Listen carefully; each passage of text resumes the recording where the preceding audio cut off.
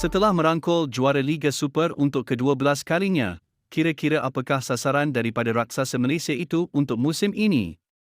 Meskipun mengesahkan kejuaraan Liga Super lebih awal, namun tugas Johor Darul Tazim JDT musim ini masih belum selesai.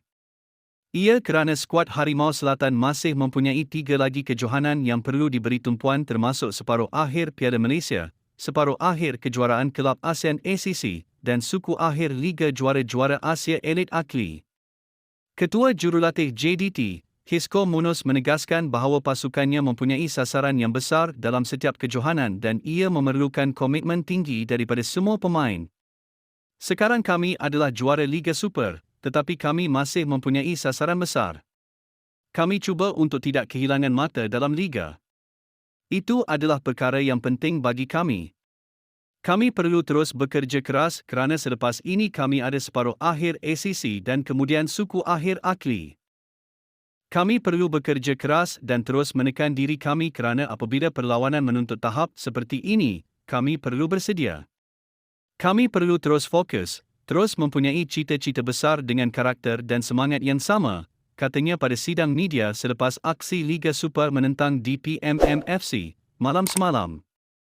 JDT menewaskan kelab Brunei itu 3-0 hasil jaringan Agar Akid E, Oscar Aribas dan Marcos Guillermo, sekaligus mengesahkan kejuaraan ke-12 berturut-turut mereka sejak 2014.